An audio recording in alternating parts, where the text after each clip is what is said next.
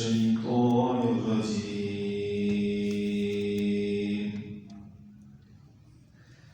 بسم الله الرحمن الرحيم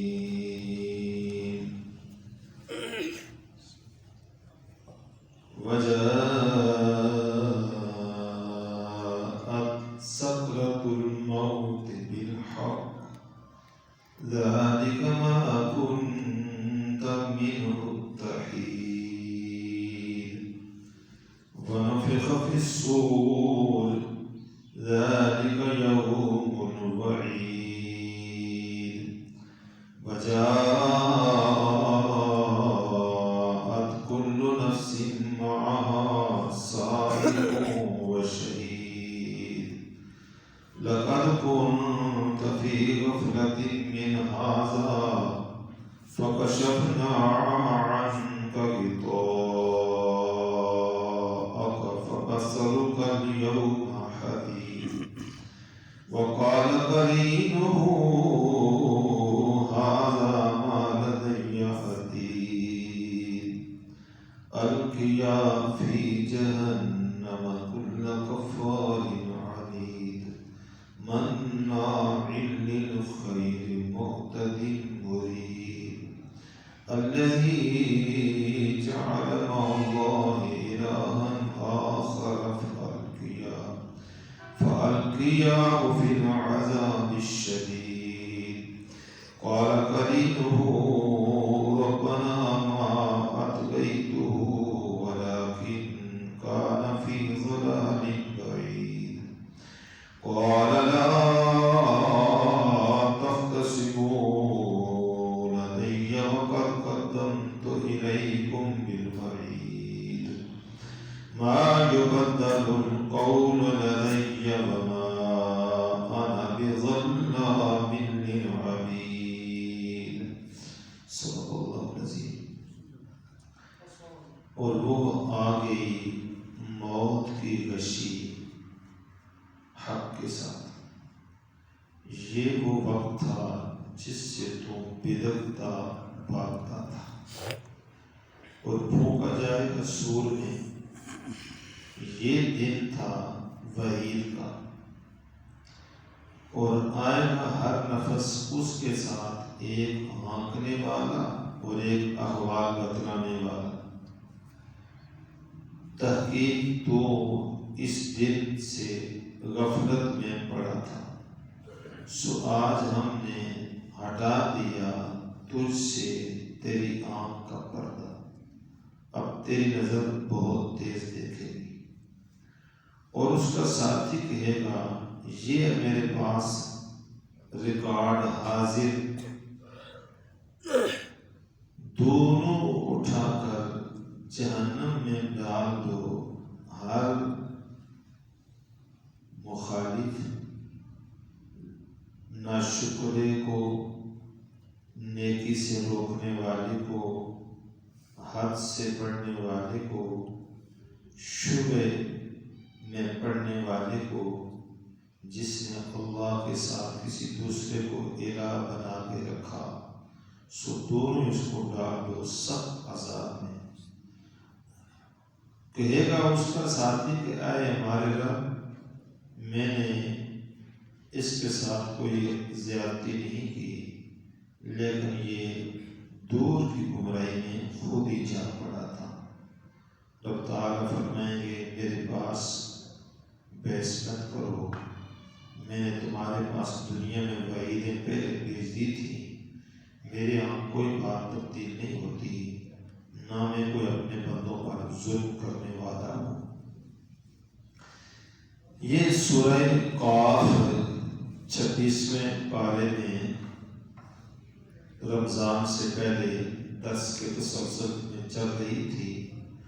اس میں یہ دوسرا رکوع چل رہا ہے.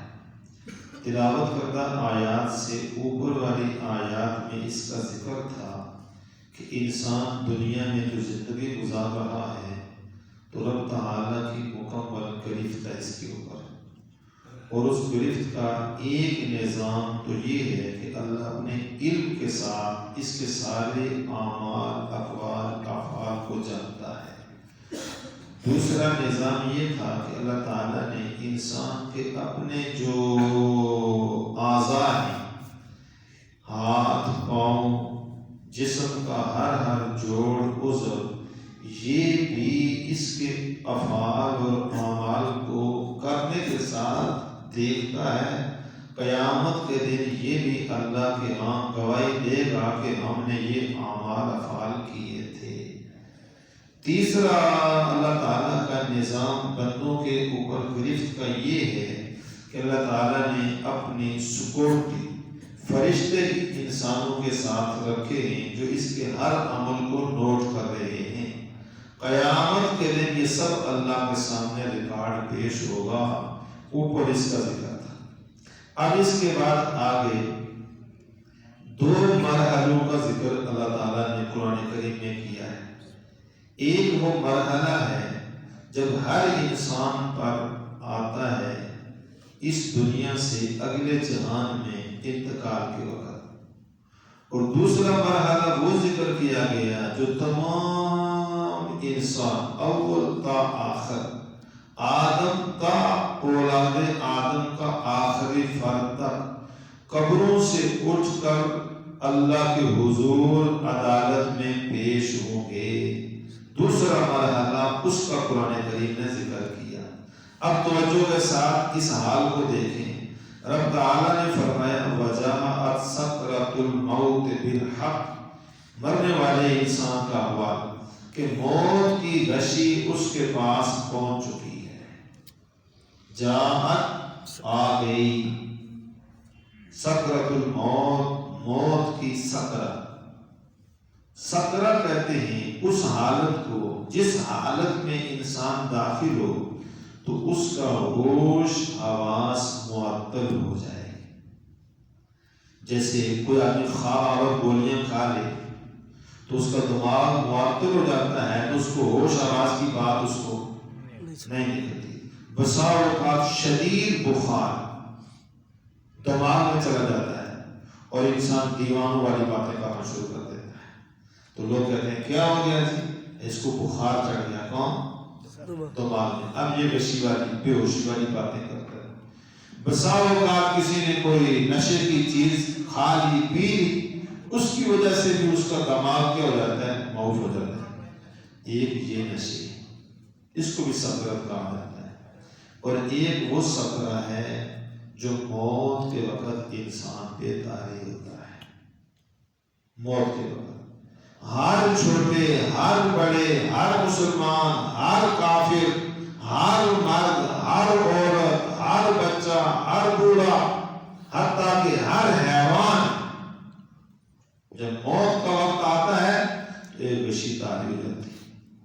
وَجَاءَتْ سَكْرَةُ الْمَوْتِ بِالْحَقِّ، قرآن کریم کہتا ہے انسان کے پاس موت کی غشی کا وہ وقت آیا، بالحق، جو بالکل سچی بات تھی۔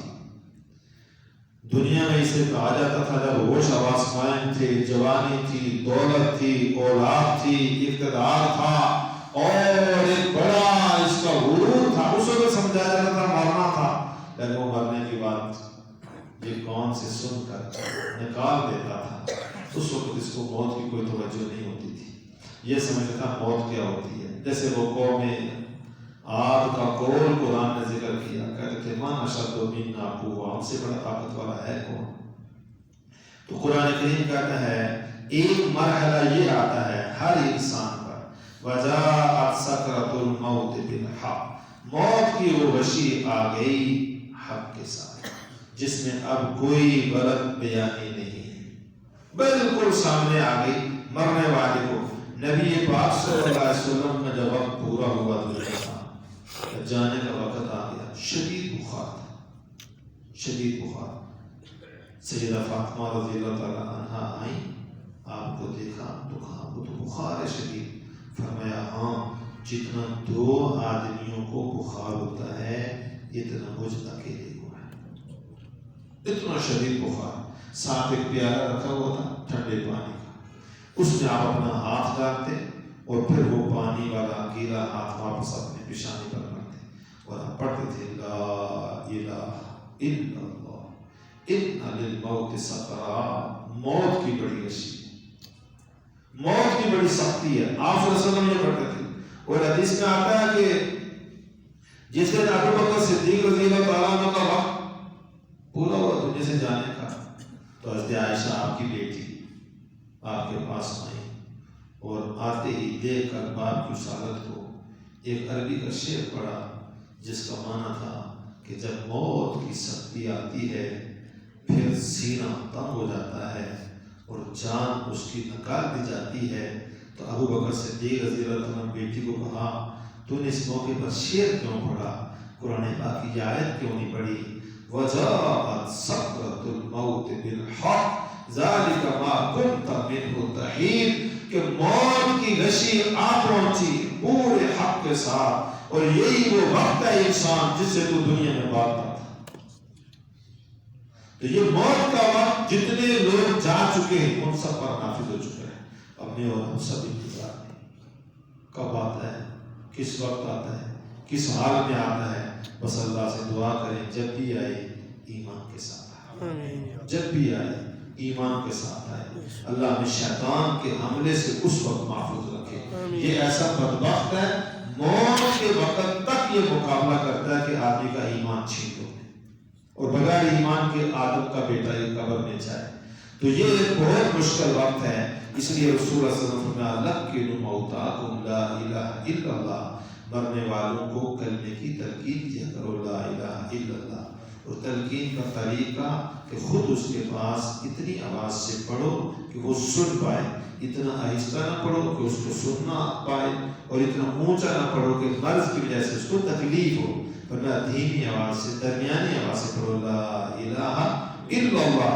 موت کی تلقین کا، اس کلمے کی تلقین کرو موت کے وقت، تاکہ اس کو کلمہ یاد آ جائے اور کلمہ پڑھتے ہوئے دنیا سے رخصت ہو۔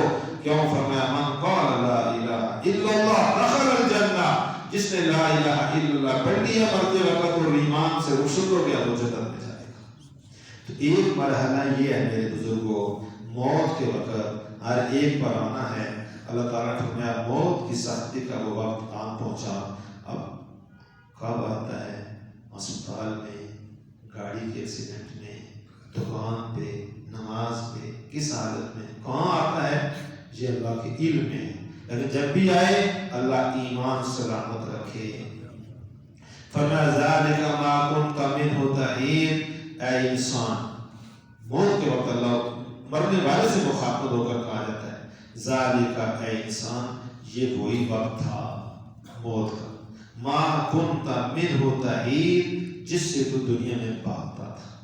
تحید وحید سے ہے، وحید واحد، اکیلا رہنا، جو مجلس میں نہ بیٹھے، جو لوگوں کی جماعت میں نہ آئے، اس وقت یہ اکیلا اکیلا رہتا ہے۔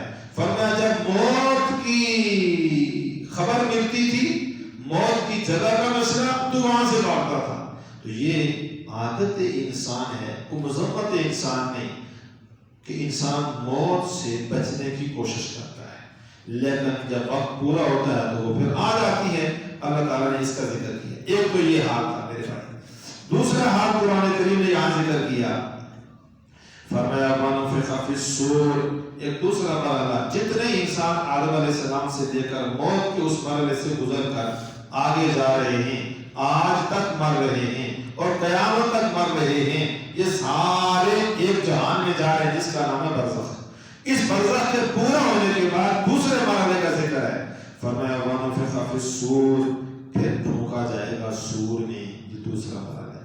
سور سے مراد وہ خاص پھونکنی ہے، پائپ، جو اللہ جل شانہ نے تخلیق کر کے اپنے ایک بڑے مقرر فرشتے سیدنا اسرافیل علیہ السلام کو دے رکھا ہے، اور وہ ہر وقت منتظر ہیں کب اللہ کا امر ہو تو میں اس پہ پھونک ماروں۔